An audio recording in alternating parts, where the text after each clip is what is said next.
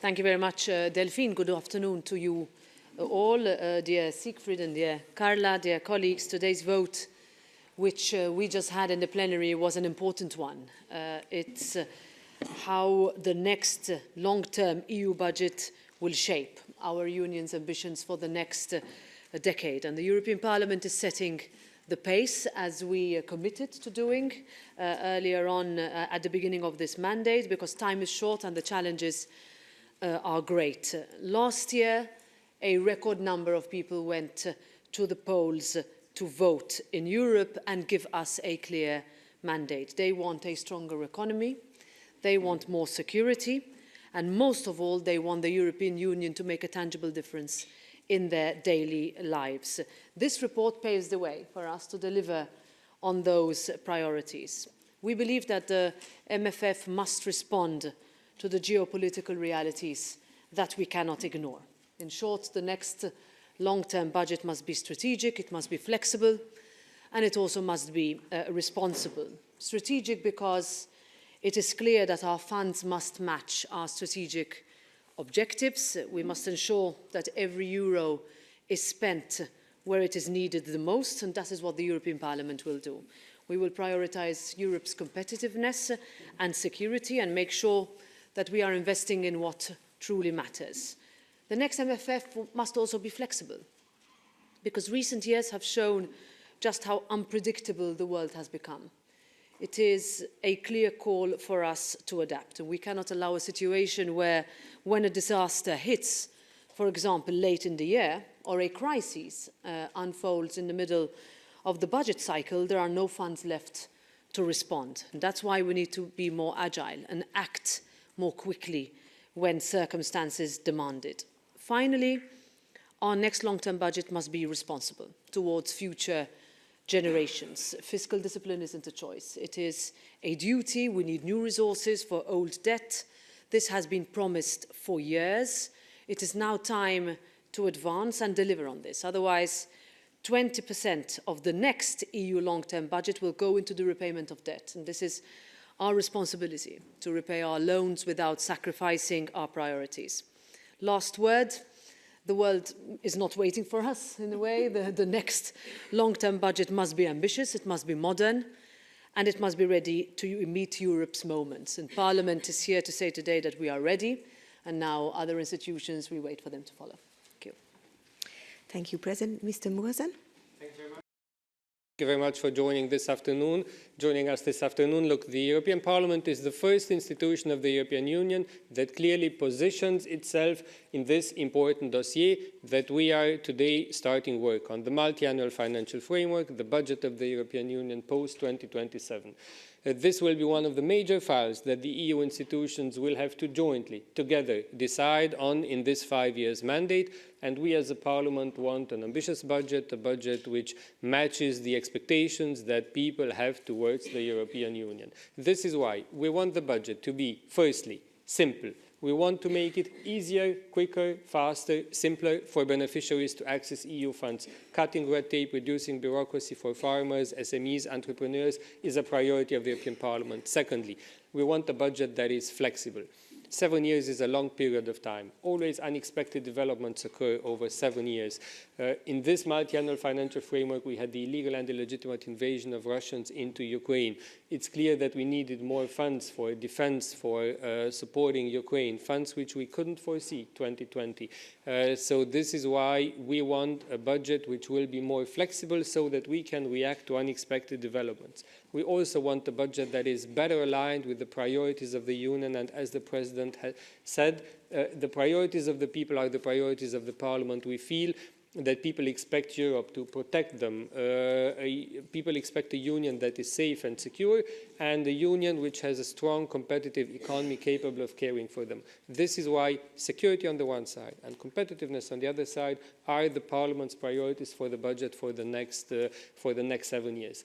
In parallel, we of course will defend the traditional priorities of the budget, which are agriculture and cohesion policy. And we are going to make sure that these two fundamental priorities, which have proven their viability over time, will also be aligned with our new priorities on security, defense, and on competitiveness. We believe that cohesion can serve through dual-use projects, infrastructure projects which have a military and a civilian purpose. Through military mobility projects, we believe they can serve to making Europe safer. We believe that agriculture can also contribute to making Europe safer, because agriculture is about food security, and food security is national security. Likewise, agriculture, which means rural development and cohesion policy, can also contribute to making the European Union more competitive. We are open to reforming and aligning these projects with our new objectives to reforming them, but we believe agriculture and cohesion policy have to remain as standalone projects. This is why, in relation to other institutions, one of our clear messages is we want a European budget for European priorities. We will not accept 27 national agendas, sometimes diverging, sometimes contradictory. We want, when European money are being spent, to see the European added value. We reject any attempts to think and organize the budget in single national plans. And last point, whoever wants European funds needs to respect European values. The Parliament stands very strong on the side of the rule of law conditionality that exists since 2020, 2021. These are times when people who believe in Europe need to stick together, need to defend our values, and the budget should also be spent in that sense. We as a Parliament intend to play a strong role throughout these negotiations. We are ready to start negotiating as soon as the Commission will put forward a draft budget in July. The sooner we end, the better, so that money can start flowing 1st of January 2028 without delays. Thank you, Mr. Muresan. Mrs. Tavares. Thank you so much, President, dear Siegfried, dear all. Well, today it's a very important day for the Parliament. This is the beginning of a big process that we have with the Commission to defend the proposal that we approved today in the plenary with a large majority. We was approved the proposal on budget with a large majority too. So for us, the same points work a lot together with the political groups pro-European. We think we need to work together to have a strong position with the Commission. And some points I would like to reinforce in this moment. We are against, Siegfried tell, one national plan for the member state. The competitiveness fund should not take the form of an umbrella fund, but be a new instrument to fill the gaps. The MEFS side, we know that we need to talk and discuss the own resources. It's a big challenge in the next MFF. The joint borrowing are an important issue for us too. The social, economic and territorial cohesion, the architecture of next MFF, the compliance with union values and the fundamental rights is an essential prerequisite to access the EU funds, the conditionality that we talk a lot of times during these months, the security, of course, it's very important for us, the defense and security, but it's not possible to have defense and security and don't have cohesion. So we defend a lot the cohesion, the regional and the local level. The climate and biodiversity mainstreaming are for us a strong point in this proposal, strong point too, in this proposal of the Winnie report. So this is the beginning. We still work together, me and Siegfried and me, and with our colleagues from the Green and Renew. We want to have a strong position and still have a strong position from the Parliament during all the process of the negotiation with the Commission. Thank you very much. We now have the time for a few questions. Can you state your name and media and who do you address the question to? And I have first Sophie Dupuy from Context. Thank you, Sophie Dupuy. For context, I have two questions. First one for the President of the European Parliament. How will you make sure that the Parliament will be involved in the negotiation on the MFF, as its role is limited, and in the end, usually the member states have the final word on the multi-annual financial framework.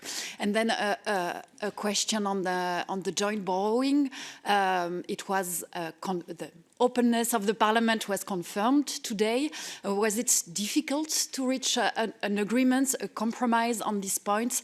And when should this new joint borrowing happen, according to you? Thank you. So I won't speculate where we'll be at the end of the process.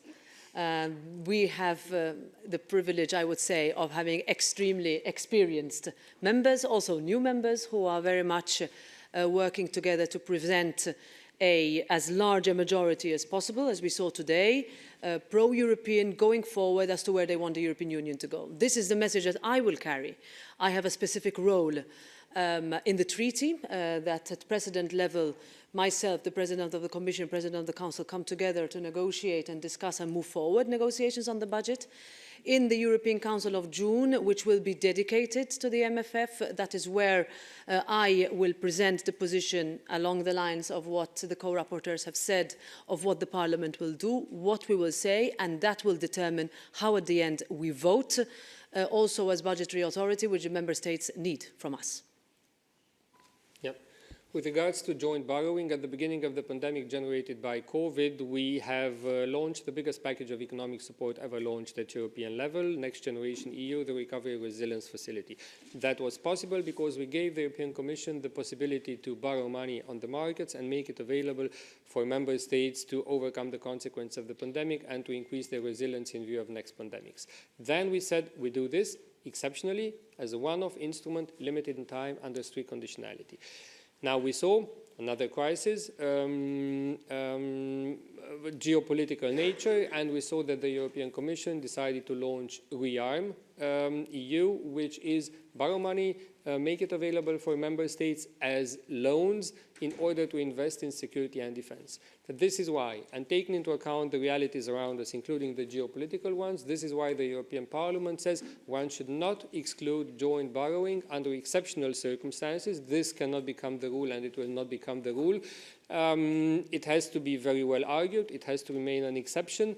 And of course, for us to be able to do this, one needs a solution for the repayment of Next Generation EU, because our space of maneuver, and the President was also talked about fiscal responsibility, is limited for the time being, in the sense that the repayment of Next Generation EU needs to be clarified. We as a Parliament advocate for the introduction of own resources. We expect the European Commission to make proposals in this sense, and we hope we can agree with the Council on some proposals there to clarify the repayment of Next Generation EU. Unless that happens, of course, in concrete terms, the space of maneuver of the Union on joint borrowing will be limited. We'll take a second question. I think there was first Repubblica, and we'll take next. Hello, Claudio Tito, La Repubblica. For one time I'd like to speak Italian, visto che la Presidente Metsola conosce bene l'italiano. Vorrei capire e chiedere un suo giudizio sulla compatibilità del nuovo bilancio rispetto alle esigenze del rapporto Draghi, soprattutto se in qualche modo è compatibile rispetto alle previsioni che ha fatto Mario Draghi sugli investimenti per rendere davvero competitiva l'Europa di 800 miliardi ogni anno. Grazie. Comincio io. Grazie. Per noi il rapporto Draghi è the yardstick contro cui tutto quello che noi facciamo e faremo dobbiamo trovarlo nel bilancio. Lei ha menzionato il 800 miliardi, questa è la somma che noi abbiamo come politici di possibilmente trovare, ma anche il rapporto va oltre, che parla su questi joint borrowing, che parla sulla la possibilità di dare all'Unione Europea più potere, di rimuovere le barriere del single market, di mettere più regole più facili per il borrowing, di fare la possibilità che una compagnia e l'industria europea può crescere in Europa. E tutto questo, quando noi discuteremo questo programma multi-annual finanziariamente, è quello che will underpin tutto quello che noi facciamo. Penso che il mandato politico che noi abbiamo dal rapporto Draghi, noi dobbiamo come Parlamento prenderlo, tranne tutte le discussioni che avremo. We'll take Max, you had a question? Max Ghiria for Politico. One question for the President and then for the rapporteurs. Do you fear that the Commission's messaging on having single national plans, single pockets, risks centralizing all these MFF in the Commission? The Commission centralizing all the power and further sidelining the Parliament. We've seen how this has happened on defence and so on. So could this MFF be another chance for the Commission to do so?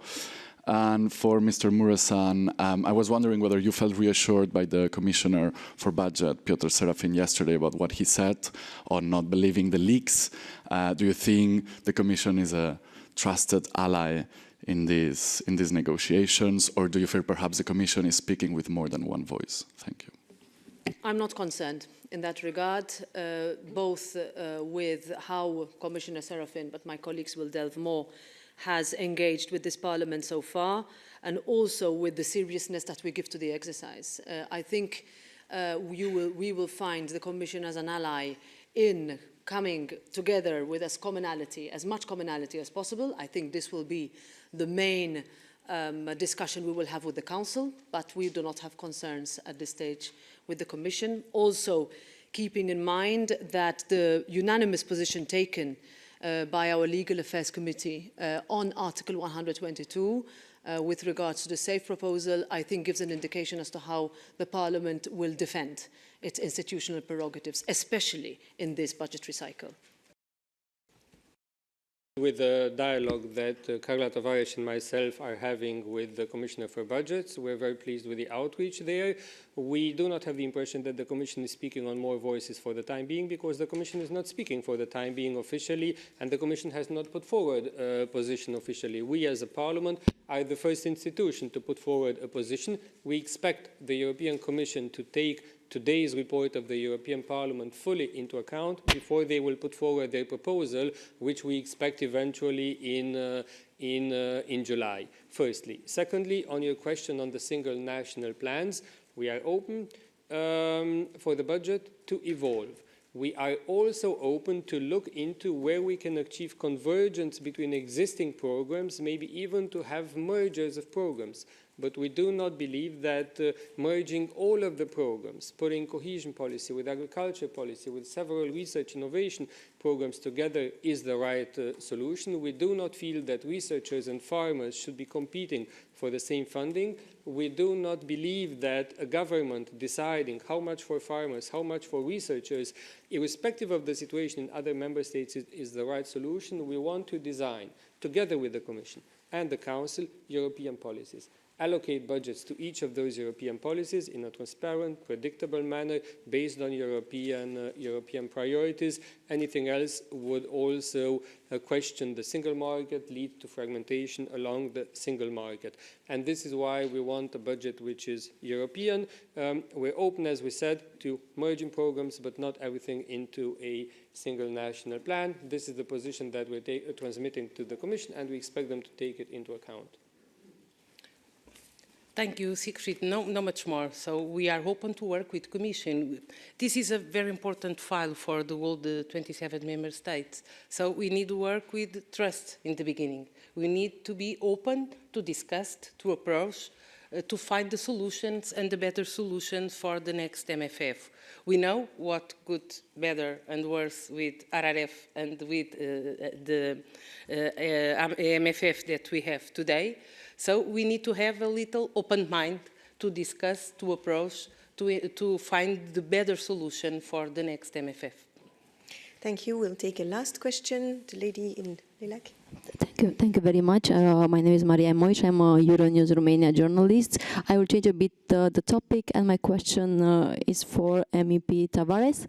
I guess you know about Romanian elections, and my question for you would be, how do you comment on the fact that your party colleagues from the Social Democrats choose not to support the European candidate? Thank you very much. Sorry. I think today we are here to discuss the next MFF. This is the most important discuss we need to take today. The Parliament still campaigned the process in the elections. I have elections in my country too, in 18th of May. But now, today, we are here to beginning this long process with the next MFF. We are strong, like the Parliament. We are together with the pro-European groups. We have the support of our President, we know this, and this is the discussion and the more important in this moment. The rest, we need to campaign and to try to help when it's possible to help.